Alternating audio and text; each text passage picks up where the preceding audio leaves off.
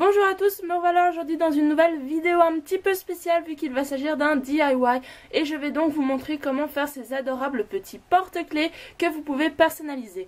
Avant tout, j'aimerais aussi ajouter que cette vidéo a été faite par un booktuber brésilien qui s'appelle Perdido nos Livros, je vous mettrai le lien en barre d'infos. Donc j'ai pensé à le reproduire et à vous expliquer en même temps en français parce que suivre des explications en portugais ça va pas être facile pour ceux qui ne sont pas bilingues malheureusement, mais ne vous inquiétez pas, j'ai fait ça pour que vous puissiez vous y retrouver.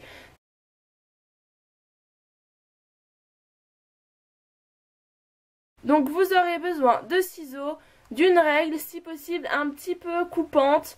Vous aurez aussi besoin de porte-clés qui ont spécifiquement cette petite, je ne sais pas comment ça s'appelle, cette petite chaîne qui est très facile à ouvrir et à fermer pour qu'on puisse les transférer sur les autres porte-clés. Vous pouvez utiliser de la colle blanche ou alors une colle un peu différente. Vous la verrez plus tard dans la vidéo parce que finalement j'ai décidé de faire avec cette colle là.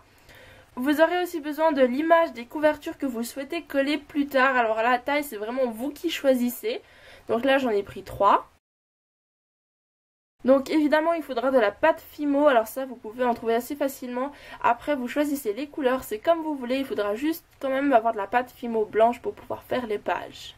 Vous aurez aussi besoin d'un top coat ou un vernis transparent pour que vous puissiez, si vous voulez bien sûr, parce que vous pouvez aussi laisser mat, mettre un peu de vernis sur les livres pour qu'ils puissent briller un peu plus. C'est donc parti pour la première étape qui est tout simplement, comment dire, malaxer un peu les pattes pour que vous puissiez un peu plus facilement les manipuler. Donc pour ça, pour faire la couverture en tout cas il vous faudra 3 petits bouts de, enfin je sais pas, là il y avait les divisions donc je vais dire qu'il y en a besoin de 3, c'est environ 1,5 cm. Pour faire la couverture, ensuite bien évidemment vous coupez la couverture pour que vous puissiez après avoir une petite idée de la taille. Ensuite, vous devez bien évidemment essayer de faire un petit rectangle. Alors, suivant lesquels des pâtes, elles sont plutôt dures, donc il faudra assez de force au début. Mais ne vous inquiétez pas, plus vous les malaxez, plus elles deviendront souples.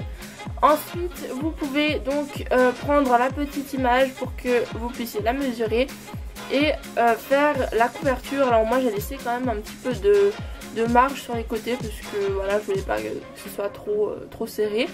Et c'est parti, donc vous mesurez tout simplement.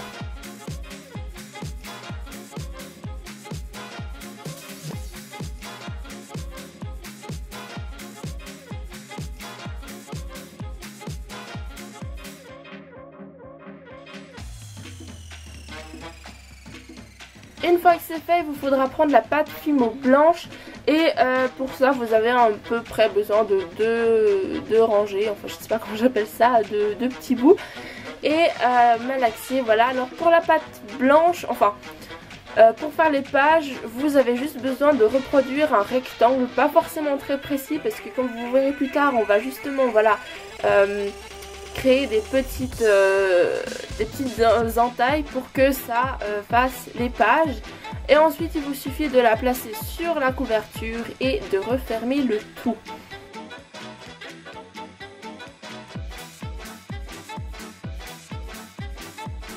Ensuite on fait donc encore une fois les petites entailles comme ça pour que on puisse bien s'imaginer que c'est un livre et pas autre chose.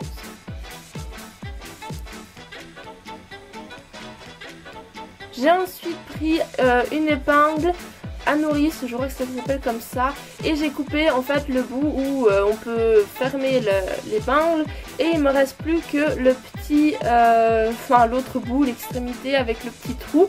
Ensuite je referme un peu les deux bouts pour pas que ça transperce le livre parce qu'il est assez fin, pour que ça reste voilà comme ça bien droit. Et après il suffit de le mettre dans le livre pour que nous puissions plus tard ajouter la chaîne du porte-clés.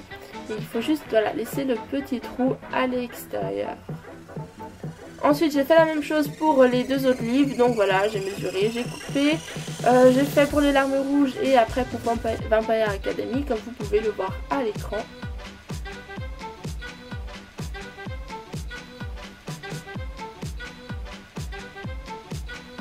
Voilà, toujours la même chose, juste refermer, faire des petites stries. C'est pas la forme la plus difficile à reproduire, hein, heureusement.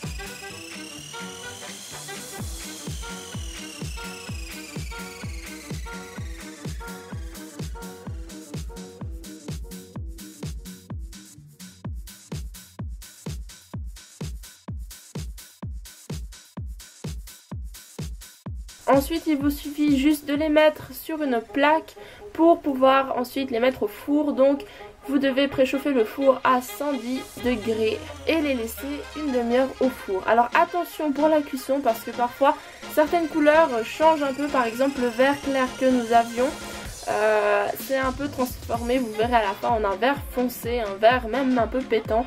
Donc vérifiez quand même pour pas que ça change la couleur.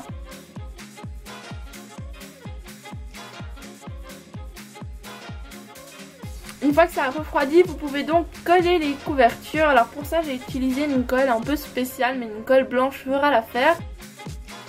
Et ensuite, une fois qu'on a laissé sécher la colle, on peut ajouter les petites chaînes de porte-clés pour que ce soit plus facile à vernir après, parce que forcément on va les maintenir en suspension parce que sinon ça va coller de tous les côtés. Alors voilà, il suffit juste de mettre la petite boucle. Ensuite on prend un truc à pince. Franchement je suis vraiment nulle pour tout ce qui est outils. Ça sera truc et machin tout le temps. Alors voilà, on serre pour pas que le porte-clés s'en aille. Et c'est fait. Voilà.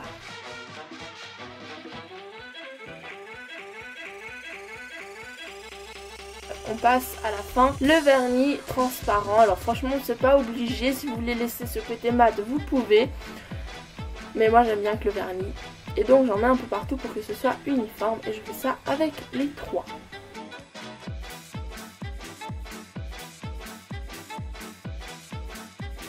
Une fois que c'est terminé, ça donne ça. Alors voilà, bon pardonnez-moi mais c'est la première fois que je les faisais, donc c'était vraiment un test. C'est pas les plus jolis, j'en ai refait après, ils sont un peu plus beaux. Après voilà, c'est une première fois, j'ai décidé de partager ça avec vous, donc j'espère que vous avez apprécié.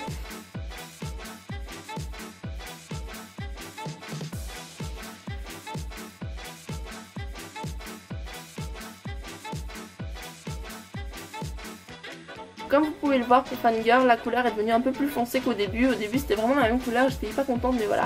Avec le four, et ça a un peu tourné au vert pétant. Du coup c'est pas trop grave ma foi. Et j'espère donc que cette vidéo vous a plu. N'hésitez pas à me dire en commentaire si vous voudriez voir d'autres DIY. C'est plutôt sympa à faire, même si au final je suis pas la pro du bricolage. Voilà, mais c'est pas trop grave, tant que ça vous plaît, ça me va.